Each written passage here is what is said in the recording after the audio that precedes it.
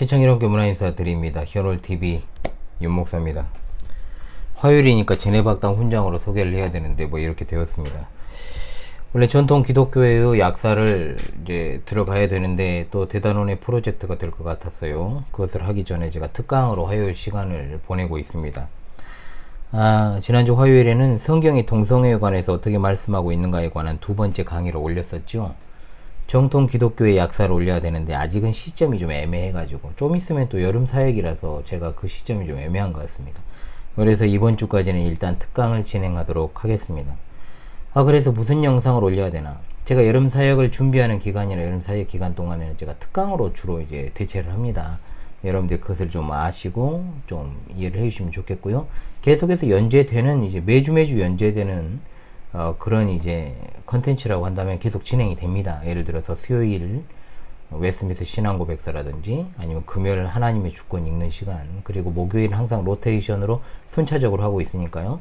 그리고 월요일은 항상 이번 주 하나님 말씀하고 있고 화요일만 이제 조금 문제가 되겠는데요. 그래서 좀 이해해 주시길 바라겠습니다. 마침 최근에 제 채널에서 자주 다루고 있는 성경적 교리 하다 보니까 가장 많이 다뤄졌어요. 최근에 하나님의 작정 또는 애정에 대해서 오해하는 부분들이 없도록 하나의 이제 번외 강의로 올리고자 마음먹고 강의를 하게 되었습니다. 일단 우리는 하나님께서 되어가는 모든 일을 계획하신 것을 가리켜서 작정이라고 부릅니다. 계획이라는 말과 작정이라는 말은 무게감에서부터 차이가 있습니다. 여러분 기생충이라는 영화를 혹시 보셨는지요? 안 보신 분들도 있을 것입니다만은 아카데미상을 이제 했으면서 굉장히 이제 유행했던 그런 단어 또 대사들이 있었죠. 이제 그 중에 주인공의 대사 중에 굉장히 유행했던 너는 다 계획이 있구나, 이 말이 이제 굉장히 유행을 했습니다. 그리고 나서 주인공의 이제 반지하 집이 침수된 뒤에 아들에게 이 주인공이 하는 말이 있습니다. 사람이 계획을 세우면 반드시 계획대로 안 되게 되어 있다. 자, 이것은 그야말로 인간이 세운 계획이 무용하다라는 것을 그대로 보여주는 것으로 하나님의 정하신 뜻은 계획이 아니라 신적 작정이라고 부르는 것이 맞습니다. 자, 하나님의 뜻을 성경에서는 작정과 애정이라고 이제 표현을 하죠. 신학적으로 신적 작정과 애정을 동의어로 쓰는 경우도 있습니다만 구분해서 사용하는 것이 좋습니다. 신적 작정은 말 그대로 굉장히 포괄적이며 광의적인, 즉 넓은 개념입니다. 되어가는 모든 일에 대한 것, 즉 여기에는 하나님의 택하신 자녀, 불택자가 다 포함이 되어 있는 개념입니다. 자, 그런데 애정은 어떻습니까?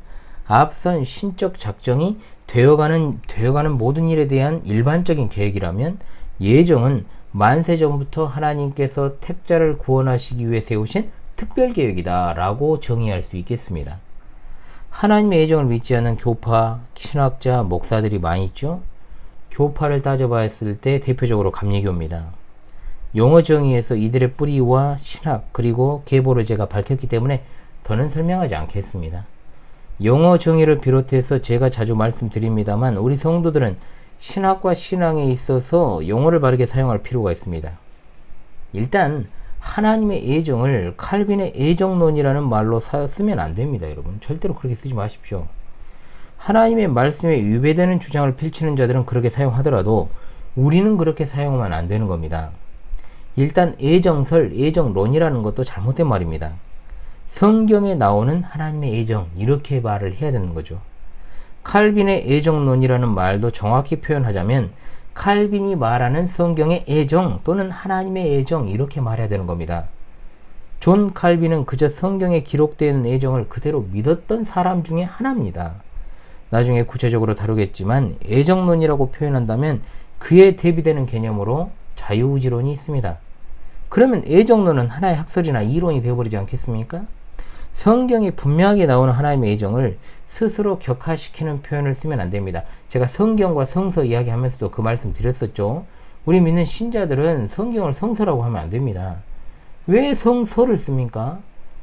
여러분 그렇잖아요. 여러분 사서 삼경에다는 경자를 붙이고 불경에다가는 경자를 붙이면서 왜 하나님의 말씀인 성경에다가는 서자를 붙입니까? 글 서자를 붙이는 것은 인간의 것입니다. 그런데 적어도 동양에서도 성현들이 쓴 것을 갖다가는 경이라는 말을 붙였어요. 그렇지 않습니까, 여러분? 그래서 이런 용어를 어떻게 사용하는 것도 굉장히 여러분 좋은 신앙의 척도가 된다라는 거 다시 말씀을 드리면서요. 자, 우리가 스스로 하나님의 말씀 또는 거기에 나오는 교리들을 격화시키는 표현을 써서는 안 된다. 우리는 예정론과 자유의지론 중에 예정론 믿는 사람들이 아닙니다.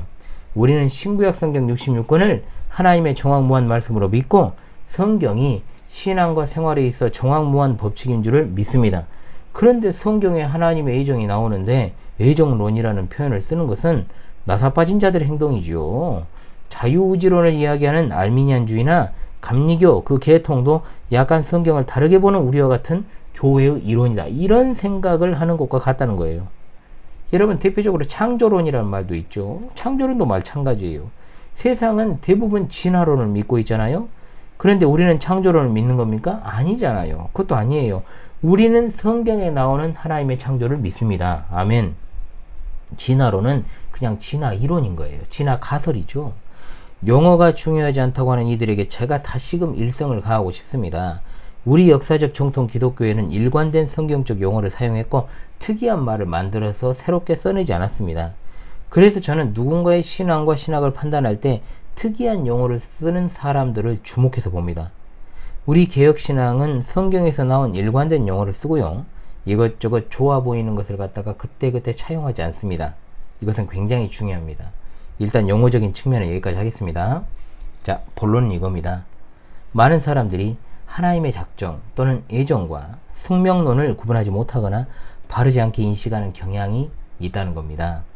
하나님의 작정하심을 숙명론과 비슷한 방식으로 생각한다는 거죠. 실제로. 자, 일단 두 가지의 기본 개념을 제가 설명을 하겠습니다. 신적 작정이란 뭐냐? 무한히 지혜로우시고 능력이 많으시며 거룩하신 하나님께서 그대로 이루어지도록 하신 것이 신적 작정입니다. 그러므로 하나님의 신적인 작정대로 모든 사건들이 일어나게 됩니다. 그런데 숙명론은 무엇입니까, 여러분? 물리적 필연성과 구별 지을 수 없는 마치 큰 강이 나무 조각을 떠내려 보내듯 어쩔 수 없이 인간을 이끌어가는 하나의 맹목적이면서 무지한 그리고 비인격적이면서 부도덕한 세력으로 말미암아 모든 사건들이 생긴다라고 주장을 합니다. 여기서 핵심은 비인격적이라는 것입니다.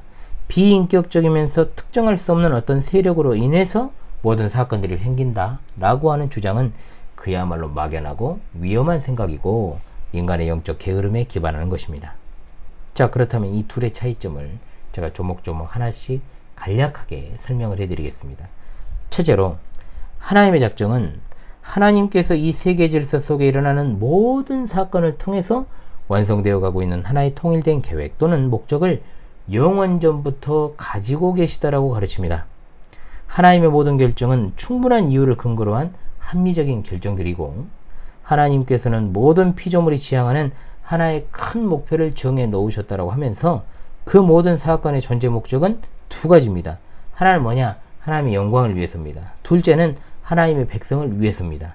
자, 이 두 가지의 존재 목적을 여러분 꼭 기억하시기를 바라겠습니다.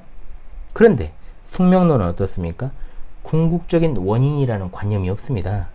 즉, 전 우주를 통치하는 것은 무한한 지혜와 사랑을 가신 인격적인 하나님이 아니라 맹목적 필연이라고 말합니다. 결국 숙명론은 자연의 어떤 운행과 인간이 경험하는 모든 사건들의 원인을 그것에 대항해서 싸워봤자 헛수고이고 어린애처럼 불평만 하게 될 미지의 불강력적 어떤 힘이다. 굉장히 막연하게 표현하는 겁니다. 두 번째, 하나님의 작정은 인간의 자유와 책임이 고스란히 보존됩니다. 자, 그런데 숙명론은 어떻습니까? 인간의 의지의 자유, 선택, 그리고 결정 전혀 인정하지 않습니다. 그러므로 인간의 행동도 자연법칙과 마찬가지로 인간의 힘으로 제어할 수 없는 필연에 속한 것으로 간주를 합니다. 숙명론의 주장대로라면 이 세상에서 도덕적 책임을 질 사람은 아무도 없습니다. 아주 제가 예전에 읽은 책 중에 류시화 시인이라고 여러분 아십니까 혹시? 류시화 시인이 쓴 인도여행 꽤 유명한 시인입니다. 제가 시도 굉장히 좋아했거든요. 제가 시를 굉장히 좋아했습니다. 그래서 웬만한 우리나라에서 신춘문예 당선된 시인들 시집 좀 거의 다 읽었고 또 유명한 작가들도 많이 알죠. 그래서 류시화 시인이 이제 인도 여행하고 쓴 책이 있습니다. 하늘 호수로 떠난 여행이라는 책이 있어요. 그래서 거기를 보면 인도 사람들이 가진 숙명론이라고 하는 것이 얼마나 어처구니 없는 것인지를 그대로 보여주는 에피소드들이 좀 등장을 합니다. 특히 대놓고 도둑질을 하면서도 정당화하는 그들의 모습 속에서 숙명론이라고 하는 것이 얼마나 비도덕적이고 무책임한 인간의 행동을 합리화할 수 있는가, 여기에 대한 이제 내용이 나오는데, 뭐 생각해 보니까 거의 25년 전에 읽은 책이에요. 제가 고등학교 때 읽은 책이거든요, 이게. 그래서 정확히 잘 기억이 나지 않아요. 제가 지금 서재라면요, 그 책을 확인해 보면 좋은데, 서재를 간다고 해서 그 책을 찾을 수 있는 확률도 없어요. 그래서 워낙 예전 책이라서. 예, 숙명론적 사고가 강한 집단이 또 하나 있죠. 어디입니까? 여러분이 아랍어를 잘 몰라도 아는 단 하나 있잖아요. 인샬라, 많이 들어봤죠. 인샬라. 신의 뜻이라면 이 말도요, 숙명론을 그대로 보여주는 말입니다. 입만 열면 인샬라입니다, 애들은. 그래요. 그래가지고 지 마음대로 해놓고 그것이 신의 뜻이었다 이렇게 말하면 끝이 난다는 거죠. 힌두 교도를 비롯한 무슬림들의 사고 체계가 얼마나 무책임하고 얼토당토하는 개소리인지를 보여주는 것이 인샬라. 자, 잘 생각해 보면 숙명론적 사고가 강한 나라 사람들일수록 게으르고 지저분합니다. 이건 덤이죠. 자, 셋째로, 하나님의 작정은 인간이 보기에 비인격적이고 맹목적인 것 같은 모든 세력도 결국 하나님의 작정을 성취하는 것일 뿐, 방편일 뿐이라는 거예요. 이 세력들이 인간의 의지까지 장악한다고 보지 않기 때문에 자유의지를 조건으로 하는 도덕적 책임이 이 세상에 존재한다, 이렇게 보고 있는 겁니다. 자, 그런데 숙명론은 어떻습니까? 인간에게 종교, 사랑, 자비, 성결, 공의, 지혜를 추구할 동기가 없습니다. 그래서 하나님의 작정은 오히려 인간의 덕행을 사모하는 동기를 부여한다는 거죠. 결국 숙명론은 인간을 회의와 절망으로 안내하고요, 하나님의 작정은 하나님의 영광, 하늘나라 영광으로 안내해서 인간으로 하여금 구원의 확신을 갖게 해준다는 겁니다. 그러므로 하나님의 작정은 결코 우연에 좌우되지 않습니다. 오직 무한히 선하시고 지혜로우신 하나님의 전능하신 장중에 달려있다는 진리를 우리에게 계시하여 줍니다. 자, 그렇다면 여기서 여러분, 운명이란 뭘까? 운명. 칼빈 선생의 말을 제가 인용하여서 말씀을 드리겠습니다. 운명은 필연이라는 말의 또 다른 명칭으로 하나님 자신까지도 전혀 자유가 없고 필연이라는 것에 노예가 되어버린 분으로 여기는 교훈이 바로 운명입니다. 애정이란 어떤 속박도 없으시고 자유자재하신 하나님의 모략이지만 그것으로 모든 인간과 사물들을 제정하시고 통치하시되 우주 안에 있는 모든 부분, 심지어 작은 티끌까지도 무한히 지혜롭고 공평하게 제정하시고 통치하시는 것을 말합니다. 그러면서 운명은 하나님께는 참으로 모욕적인 용어라고 덧붙이고 있습니다. 칼빈 선생이요, 숙명론의 모순을 아주 잘 드러내는 표현이 있죠. 오늘 죽을 운명이라면 어차피 죽으니 먹을 필요도 없다. 또 내가 수년간 살 운명이라면 어차피 살 테니 아무것도 먹을 필요가 없다. 자, 하나님의 작정은 어떻습니까? 하나님께서 어떤 인간을 어느 때까지 생존하도록 작정하셨다면 식사를 거절하는 자살적인 행위로부터도 보호하는 것이다 라고 하였습니다. 즉, 그렇기 때문에 제가 최근 강의를 통해서 말씀드렸던 것처럼 신자라고 하는 자들이 하나님의 작정과 숙명론 쪽인 어떤 개념을 제대로 이해하지도 못하고 어차피 하나님께서 구원하실 사람이라면 구원받을 것이라고 생각하면서 전도를 게을리한다거나, 또는 어차피 일루미나티 프리메이슨의 계획대로 진행될 것이라면 우리가 저항한다고 해도 필요가 없을 것이라고 한다든지, 하나님께서 그렇게 하고자 하시는데 우리의 노력이 무슨 필요인가 하는 이런 것은 전혀 그리스도의 교회의 신앙으로 볼 수 없는 숙명론적, 운명론적 태도, 극단적인 태도라고 볼 수 있다는 겁니다. 그래서 여러분이 이해를 빠르게 하기 위해서는 하나님의 작정 또는 애정에 반대되는 개념이 숙명론이고, 하나님의 다스리심, 즉 섭리에 반대되는 개념이 운명론이라고 보시면 되는 겁니다. 아시겠죠, 여러분? 운명론은 고대로부터 하나의 신적인 개념으로 세상 사람들이 흔히 말하는 운명에 맡기겠다 이런 말 하잖아요. 또는 운명에 순응한다, 이런 식의 표현은 바로 그와 같은 신관을 드러내는 표현입니다. 이것이 그런데 어떻습니까? 18세기 일루미나티가 득세를 하면서 계몽주의 사상이 이제 확산이 되죠. 그 계몽주의의 영향으로 운명에 순응하고 복종하는 개념보다는 어떻게 됩니까? 자신의 운명을 스스로 개척해야 된다는 의식들이 생기기 시작했습니다.